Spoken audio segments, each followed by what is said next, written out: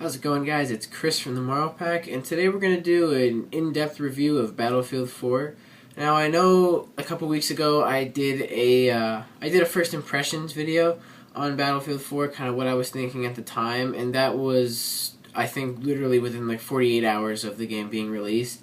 So this is going to be a little bit more in-depth and a little bit more rounded, I guess you could say, because now I've had enough time to play the game and kind of be more familiar with it and get to know it.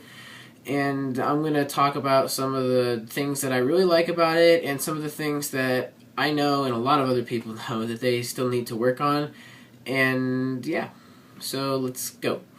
So first, I want to applaud DICE on their great map design. I really feel like there was a lot of thought put into each map, and they have it kind of set up where it was a lot better than Battlefield 3 as far as the diversity between like infantry areas and vehicle areas. So you have all these sorts of different maps where some of them are more infantry based for sure. Like there's almost no vehicles in the maps, and that's nice because then you can have people who would rather not always play with vehicles, and you have those maps.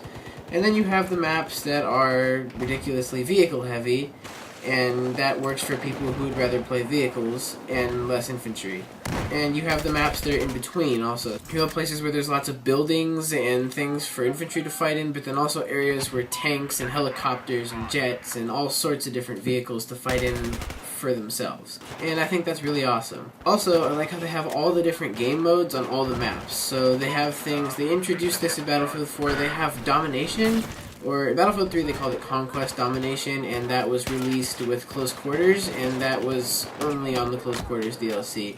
But for Battlefield 4 they've introduced it to all the maps, and I really like that because you can love a map and be able to play it on any game mode you want. You can play it on Rush, Obliteration, Conquest, Domination, all these different game modes, and it's really great that they do that. And what they do is they just take a small chunk of the map and they just kind of set it aside for your little domination area. And instead of playing on the giant map, now you have a condensed size with whatever player count you want still, at least for PC anyways. And you can have your battle over the flags in a smaller area, and it can be a lot more infantry based if that's what you're into, or you can play the full conquest versions of the maps and you can have it be vehicles, whatever you want. It's really customizable and I'm really enjoying it. Next thing I want to talk about is improved destruction. Coming to Battlefield 3 from Bad Company 2, I was a little bit disappointed when I saw the lack of destruction compared to Bad Company 2. Because for those of you that have played Bad Company 2, you could just, everything was destructible. Every building you ran into, you could knock over trees, just you name it and you could blow it up, basically. And Battlefield 3 was it was dialed down, it was a lot less destructive, only certain things you could blow up, there were lots of indestructible walls, and people didn't really like that, and it didn't really seem like DICE was listening. And then you get Battlefield 4, and all of a sudden, just out of nowhere, there's all these Levolution events where you have the skyscraper falling down, and you have battleships coming into the land and knocking over buildings, and there's all sorts of things you can blow up and destroy and affect in the map, and it was just like, it was crazy, and it's awesome, and I'm really, really loving that they did that. I think it's great, and I'm very happy with it. The next thing I want to talk about is great gunplay. I feel like the gunplay in Battlefield 4 has drastically improved from Battlefield 3. Battlefield 3, it was pretty good on PC. I was disappointed on console, more so after I've experienced PC from console, because I'm not trying to be PC elitist, but at the time there was a lot better hit detection on PC if you had a good connection. I feel like with Battlefield 4 they've changed that. There's definitely better hit detection on PC, it has improved a lot. And from what I've played on consoles, I downloaded the beta. Even just in the beta, I downloaded that on the consoles and I played that, and I could instantly just feel there was a lot better hit detection. You didn't have those moments where you're like, oh, I shot that guy, and he didn't die. What? I saw the blood. Like all these things that happened in Battlefield 3, I didn't notice so much on Battlefield 4, even on the consoles, and it's a really great thing to have. It just shows that they're finally listening to the community, and they're inputting these fixes and things for issues that were happening in Battlefield 3, and so far they've been able to keep up with what everybody's been asking for, and that's awesome. I also think they've greatly improved the vehicle gunplay. I think that they've redefined it, basically, from Battlefield 3 and pretty much any other Battlefield where you have an infinite amount of ammo to having a limited amount, and now you have to be a lot more tactical in how you fight in tanks and jets and helicopters, because now you have to be watching your ammo and how much you have and how much, because you don't just want to go firing randomly at everything, because suddenly you run into another tank and oh no, you have no ammo, and now you have to wait and then you're dead. And it makes it a lot more tactical, and I'm really enjoying that. It also makes it a lot more fair for infantry, because now you don't have to worry about a tank being able to shoot at you all day long. He has to conserve his ammo too. So it's a pretty nice mechanic to have, and so far I've found it to be really nice. Also, one thing that they've done with vehicles too is in Battlefield 3 they introduced disabled to vehicles, which basically means that if you get a hit on it after a certain amount of hits, the vehicle becomes disabled, where it can no longer move, or it moves really slowly, and at that point, in regular mode, it cannot regenerate its health anymore, and in hardcore, really I think in both modes actually, it'll just slowly decrease its health until it blows up. So that's kind of your moment to either do a ditch effort to repair it or escape the vehicle, whatever it is. And with Battlefield 4, they still have that, but they've added critical hits, I think they call them, or mobility hits actually. And basically what that does is you get a mobility hit on a vehicle, and for a temporary amount of time it cannot move, and they'll have like cool like detailed features, like in the helicopter you'll see on your screen it'll say like rotor engine disabled or something like that, and it's just kind of a cool thing to have, because that gives an edge to infantry, because instead of chasing a tank down until they get shot in the face with the tank's unlimited ammo, now the tanks have limited ammo and they can be stopped without having to have a perfect disabling shot on them, like a 1 in a million chance to get the tank from behind before it shoots you. And that's something that I really like, because I felt like vehicles kind of had an edge over infantry a lot in Battlefield 3, and they seem to have fixed that, and I really like it. The last improvement that I want to talk about is audio.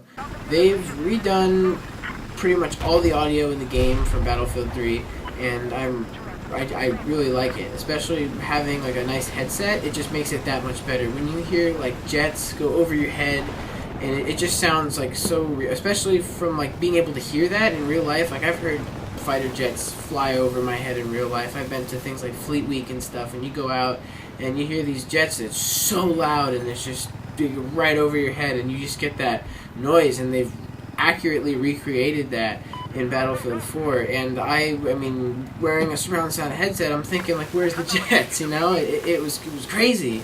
It was really, really cool, and I was just so blown away by that, and just the gun sounds and the tanks, and they've made it a much more immersive game just by redoing the sound, and I've been really enjoying that.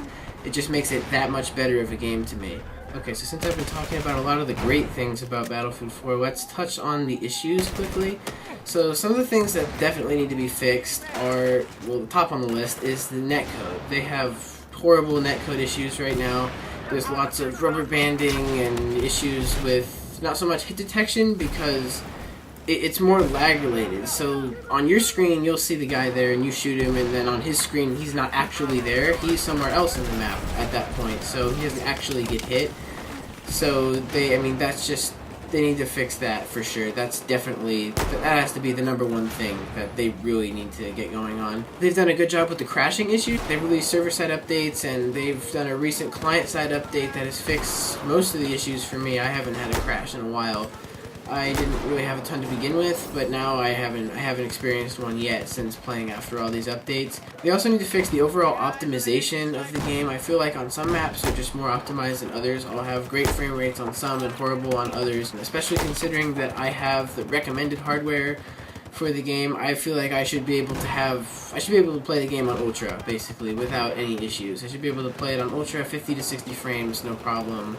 And I don't really have that. I get way too big drops. I go down to 30, 40 when I play on Ultra, so I had to come up with my own custom settings, and I made a video on that, and you guys should check out. I'll link it in the description below, but I've had to tweak my settings and mess with it because they haven't optimized the game yet, and that's a little disappointing because I bought the recommended hardware for a reason.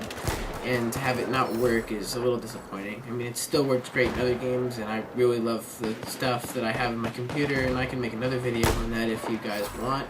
leave a comment below saying if you do. Lastly, there's just other small bugs that they need to fix. There's things like, I mean, I've had a couple times where I've been revived and my gun will just shake around like I'm shooting even though there's no bullets coming out.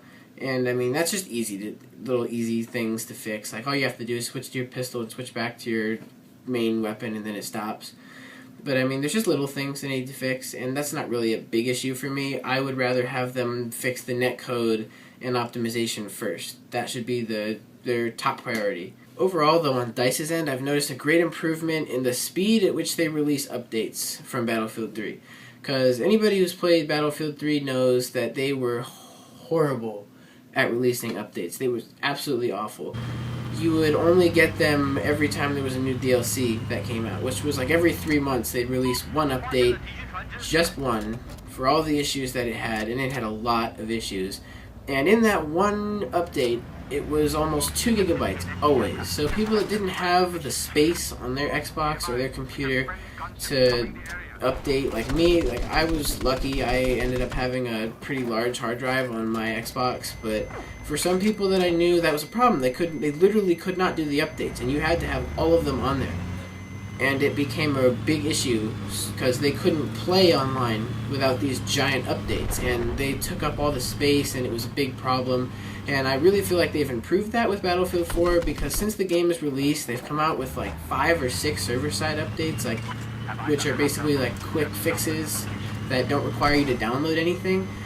And that's like really nice that they're doing that. They're actually listening to people again, and it's great. Also, they've come out with one client-side update, which is the ones that you download for the game client. You have to download and install those, and they use that one to fix a lot of the crashing issues, and that's been successful so far. And it's been really, really nice that they've been able to rapidly come out with updates like this. And it just makes me feel a lot better knowing that I'm being like taken care of by DICE. I mean, I gave them my money for this game. I expect it to be a good game. I don't expect it to be broken the whole time. In Battlefield 3, that was really disappointing, and I'm happy so far with Battlefield 4.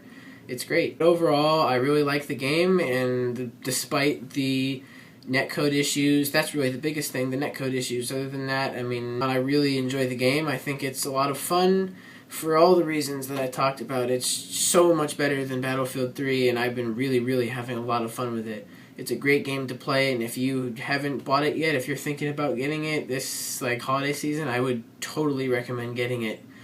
It's a great game. It's a lot of fun. That's really all I can say. So that pretty much wraps up the video, guys. Thank you guys for watching. If you liked it, leave a like and a comment down below, and don't forget to subscribe. This is Chris from the Moropack, signing off.